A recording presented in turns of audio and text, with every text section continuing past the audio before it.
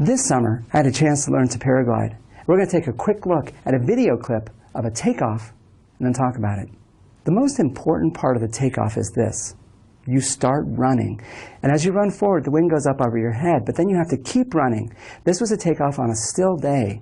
And I had to run forward fast enough that there was enough lift from the wing to lift me off the ground. The faster you move, the greater the lift. And so you run, and you speed up, and you speed up, and there's more and more lift, and at some point, you're airborne. Well, it turns out the same thing's true of airplanes. When you've flown on an airplane, you know you're sitting on the plane, it's stationary on the ground, they turn the engines, the plane moves forward, the plane speeds up. When the plane's going fast enough, there's enough lift, the plane goes up into the air, and you have takeoff. Now, here's the crucial thing. When you're going to take off in an airplane, the runway needs to be long enough to get up to that speed. And if you have a plane which has a really, really high takeoff speed, it has to be a long runway indeed. We're going to take a look at a particular problem for a particular airplane where the runway length was quite long indeed. This problem concerns the Concorde. And the Concorde was a supersonic aircraft. It flew at very, very high speeds, and it required a very, very long runway. Let's look at the problem. The Concorde was the only supersonic plane to serve as a passenger aircraft in regular service. The 180,000 kilogram plane had a maximum thrust of 670,000 newtons and needed to reach a speed of 90 meters per second to take off. That's about 200 miles per hour. The aerodynamic shape of the plane meant that drag force was quite small at this speed. What is the minimum length runway that the Concorde could use? Let's look at this problem and extract the important data before we start into a solution. First off is this. The plane had a mass of 180,000 kilograms. And there's the thrust, 670,000 newtons. And that's what pushes the plane forward. To be able to get enough lift to take off, the plane had to reach a speed of 90 meters per second. Now, we're told that even at this speed, the drag force was pretty small. That's going to be an important piece which we need to know in order to solve the problem. And ultimately, what we're looking for is this. We want to know the minimum length runway that the Concorde could use. Now we're ready to start solving the problem. Let's draw some pictures.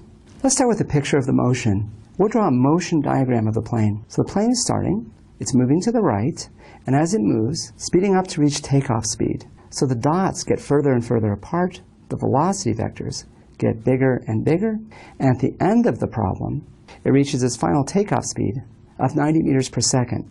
So it starts with an initial velocity of 0 meters per second. It ends with a final velocity, 90 meters per second. During the course of the problem, during the course of the takeoff, the plane is accelerating, and the acceleration is to the right. There's two parts of the puzzle that we need to consider. First, we have to look at the force. Second, we have to look at the motion. Let's look at the forces first. Here's a question. As the plane's moving down the runway, what forces act on it? We'll give you some choices. Okay, here's a side view of our aircraft. Let's think about the forces that act on it.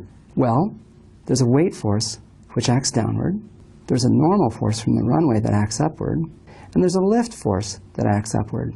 As the plane taxis down the runway and it picks up speed, the lift force gets bigger and bigger and bigger until right at the moment of liftoff, right at the moment where the plane takes off and leaves the runway, the lift force is exactly equal to the weight force. The plane has to be moving fast enough to make that true. But there has to be a force which is pushing the airplane forward. And of course, that force is the thrust force. And that's the value that we're given in the problem. Now let's take these forces and put them on a free body diagram. So a free body diagram for the airplane looks like this. There's a weight force which acts downward. There's a normal force which acts upward. There's a lift force which acts upward. And there's a thrust force which goes to the right. What's the net force equal to? That's going to be an important piece for us. Well, we know that until the point where the plane leaves the runway, it's not moving vertically. So what that tells us is the vertical components of the forces, all of these forces, have to sum to 0. There's no net vertical force. So the vertical forces sum to 0. And what that tells us is this, that the net force of the problem is just equal to the thrust. That's all that remains. Given those forces, given that net force, what's the maximum possible acceleration of the airplane? We'll give you some choices. Well, the acceleration of the airplane when it moves down the runway is just equal to the net force divided by the mass. But the net force is just the thrust force, so that's just equal to the thrust divided by the mass. For a fully loaded plane, the mass is 180,000 kilograms. That's what we saw in the problem. The thrust, 670,000 newtons. If we use those numbers, we're going to calculate the acceleration. The acceleration is 3.7 meters per second squared. So that's the acceleration that we use in the problem. Now let's go back to our motion picture.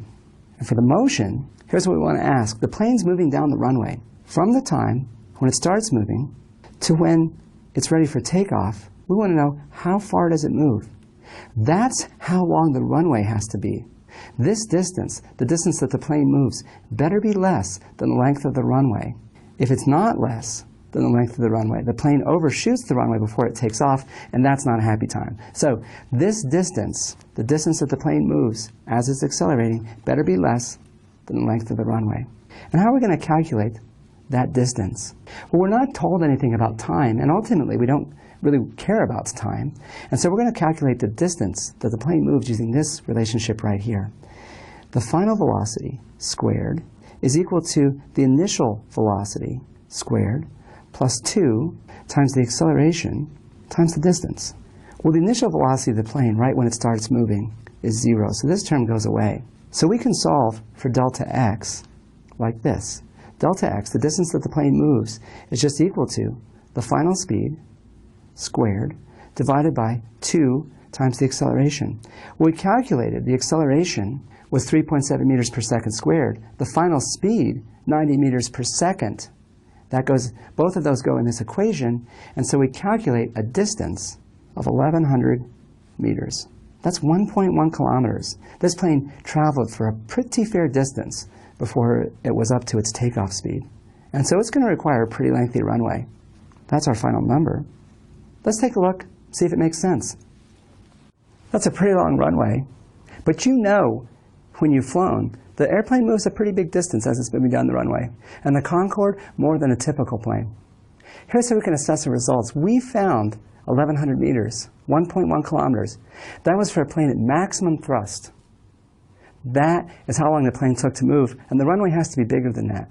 Well, you want some margin for safety, so we can actually look up how long a runway was required for this airplane. We calculated 1,100 meters, and if we found that the minimum runway length was 1,200 meters, just a little bit longer than that, that's not a lot of margin for safety. The pilot has to back all the way up to the wheels at the end of the runway, takes off, and the passengers are starting to scream and cry like, oh, here comes the end of the runway, and then the plane lifts off. That's not a happy time. So we expect the minimum length of the runway to be significantly greater than 1,100 meters.